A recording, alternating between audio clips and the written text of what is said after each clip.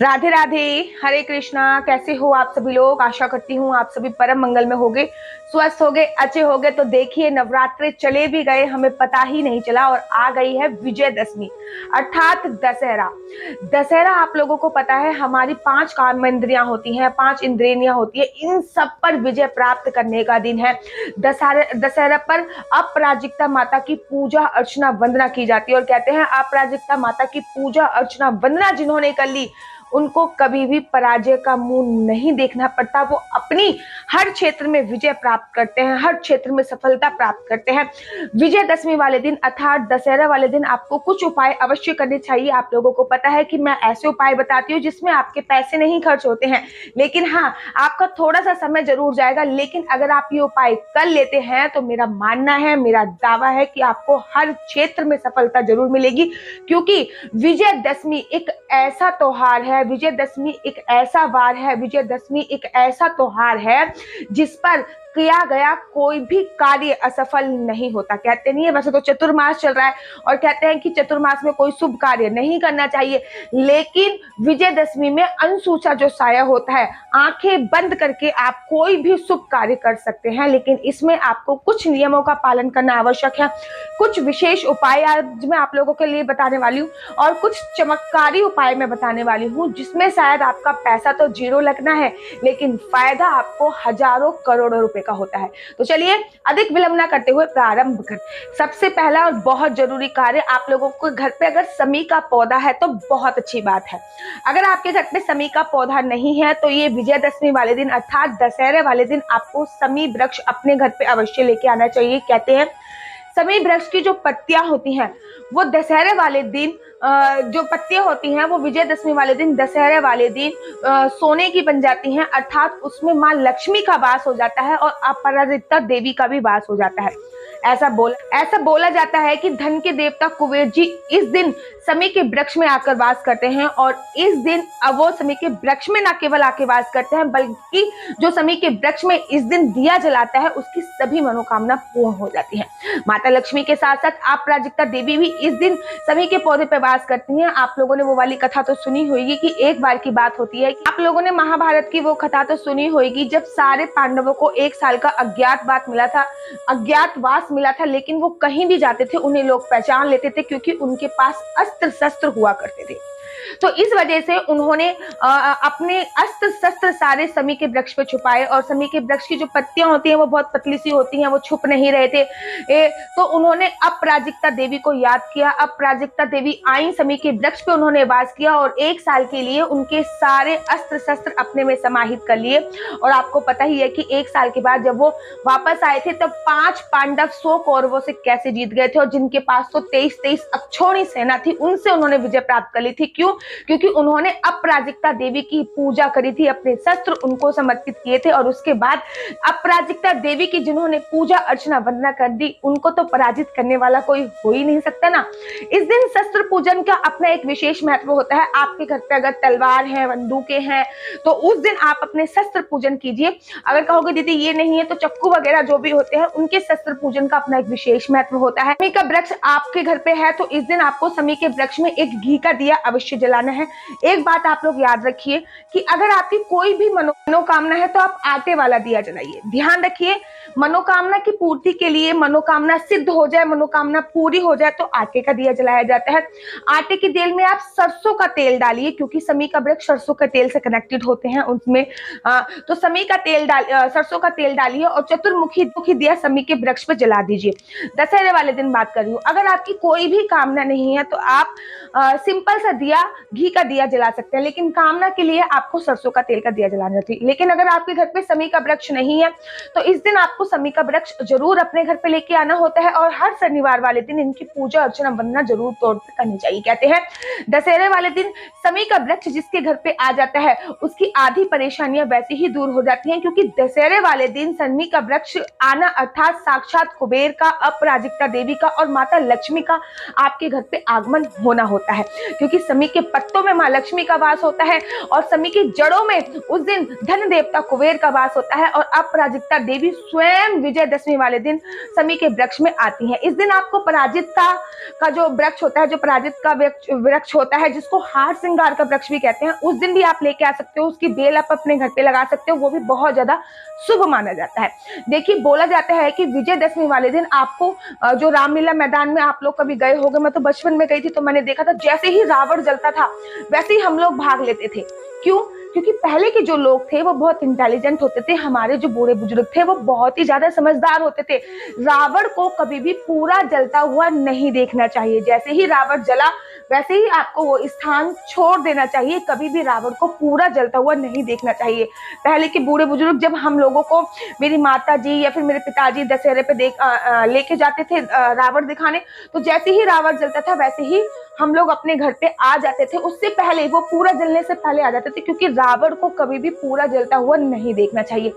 रावण को जलने के बाद अगर वहां की एक लकड़ी आपको मिल जाए तो कहते हैं ये सोने पे सुहागा होता है। रावण को जलने के बाद एक लकड़ी अगर आप वहां पे लेके आ सकते हैं बाद में जाने के बाद, तो बहुत अच्छा होता है। उसको अपने घर पे कहीं भी रख सकते हैं, मंदिर में भी रख सकते हैं, आप उसको अपनी तिजोरी में भी रख सकते हैं, अलमारी में भी रख सकते हैं, घर में कहीं भी रख दीजिए और पूरे साल वो लकड़ी अगर रखी रहेगी तो बहुत, घर में आधी व्याधि नहीं आएगी, घर में अकाल मृत्यु किसी की नहीं होती है।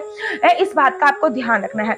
मेरे घर में हमेशा ये रूल रहा है कि दशहरे वाले जो दिन होता है उस दिन दूध जलेबी खाने का विशेष तौर पर प्रावधान होता है। रात को मेरे माँ पिताजी जलेबी मंगाई दी जाती है और हम लोग जलेबी खाते हैं। तो लेकिन मुझे आज तक नहीं पता था कि जलेबी क्यों खाते हैं, लेकिन अब मुझे पता चला, जब मैंने शास्त्र पढ़े तब मुझे पता चला कि हाँ, राम ने जब रावण को मारा था तो सबसे पहले जो मिष्ठान का पान उन्होंने किया था वो जलेबी थी। तो इस दिन आपको जलेबी का सेवन जरूर और जरूर करना चाहिए। शाम के समय भी कर सकते हैं, सुबह भी कर सकते हैं, लेकिन जलेबी आपको इस दिन अवश्य और अवश्य खाने की चाहिए। विजयदशमी वाले दिन आपको एक चमत्कारी उपाय बता रही हूँ। अगर आपके कोई भी काम रुके पड़े हैं तो आप अपने घर की लक्ष्मी अर्थात अपनी वाइफ को, अपनी बेटी को भी लक्ष्मी का स्वरूप माना जाता है और वाइफ को तो गृह लक्ष्मी ही बोला जाता है। तो जिस टाइम पे मैं ये वीडियो बना रही थी, आज मैंने अपने हस्बैंड से बोला, मैंने कहा सुनिए, मेरे को ना दशहरे वाले दिन कुछ पैसे दे दीजिएगा। तो इस दिन आप अपनी घर की वाइफ को, अपने घर की लक्ष्मी को कुछ पैसे जरूर और जरूर इस दिन अपनी वाइफ को और अपनी लड़की को कुछ पैसे आपको अवश्य और अवश्य देने होते हैं। छोटी छोटी कंजकों को भी आप 11-11 रुपए बांट सकते हैं, कोई इसमें परेशानी नहीं होती है। इससे आपके घर की सारी संपदाएं खुल जाएंगी। दशहरे वाले दिन जब भी अभिजीत मुहूर्त होता है या फिर जब दशहरे वाले दिन पूरे दिन आप ये कार्य कर सकते हैं। पूरे दिन आपने किसी को उधार दे रखा हो तो उसको फोन करके अपने पैसे वापस मांगिए। हमने भी दे रखा है, हम भी वापस मांगेंगे, हमारे तो रिश्तेदारी में ही दिया हुआ है, हम भी वापस मांगेंगे। दशहरे वाले दिन आप कोई भी शुभ कार्य कर सकते हैं। अगर आपके घर में कोई बहुत ज्यादा बीमार रहता है तो एक पानी वाला नारियल आपको लेना है, उसके सर से आपको एंटी क्लॉकवाइज 11 बार वाल लेना है और यहाँ पे रावण दहन होता है, वहीं पर उसको फेंक के आ जाना है। लेकिन एक बात का ध्यान रखना है, आपको पीछे मुड़ के नहीं देखना होता है। अगर कोई बहुत ज्यादा जिद्दी है, बहुत ज्यादा दारू पीता है, आपकी बात नहीं मानता है, तो आपको यहाँ पे जो मैंने ये बिंदी लगा रखी है, यहाँ से लेकर उसके पैरों के अंगूठे तक आपको ब्लैक कलर का धागा लेना है और धागे को पहले तो ऊपर से लेकर नीचे तक एक सीध में नाप लेना है। उसके बाद उसको पानी वाले नारियल में बांध देना है और उसके बाद उसको वो नारियल को यहाँ पे रावण दहन होता है वहां पे फेंक के आ देना। लेकिन ध्यान रखना है, पीछे मुड़ के नहीं देखना चाहिए। अगर आपके बच्चों में बहुत ज्यादा नजर लगती है, बहुत ज्यादा नजर दोष की समस्या है आपके बच्चों में, तो दशहरे वाले दिन आपको अपने उन बच्चों के पैर पे काला धागा बांधना होता है, जो 3 महीने बाद आप खोल सकते हो। 3 महीने तक आपके बच्चों को, आपको नजर की समस्या, नजर दोष की समस्या नहीं होती है। विजयदशमी वाले दिन अपने पति को तिलक करने का विशेष महत्व होता है। मारवाड़ियों में तो बहनें अपने भाइयों को तिलक करती हैं, लेकिन हमारे उत्तर प्रदेश में क्या होता है, विजय तिलक जिसको बोला जाता है, अपने पति को विजय तिलक किया जाता है। अच्छा, विजय तिलक अगर आपको नहीं पता तो मैं बता देती हूँ। विजय तिलक कुछ ऐसे वाला, बिंदी ही छूट गई, विजय तिलक यहाँ पे तिलक करके ऊपर खींचने वाला जो यहाँ तक का तिलक होता है वो विजय तिलक होता है, उसको विजय तिलक कहते हैं। धर्म पत्नी भी अपने पति के विजय तिलक कर सकती है।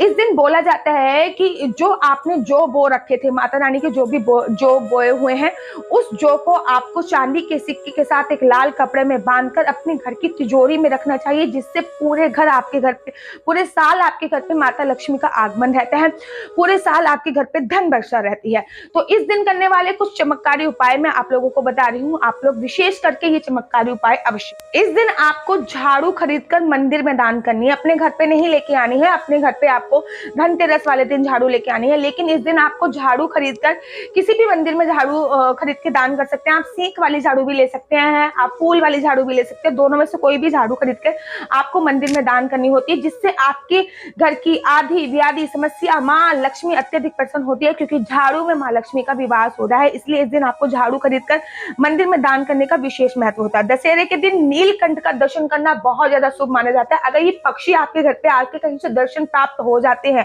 तो सोने पे सुहागा है। अगर दर्शन प्राप्त नहीं होते तो आप फोटो में भी उनके दर्शन कर सकते हैं, और ये बहुत ही ज्यादा शुभ संकेत माना जाता है।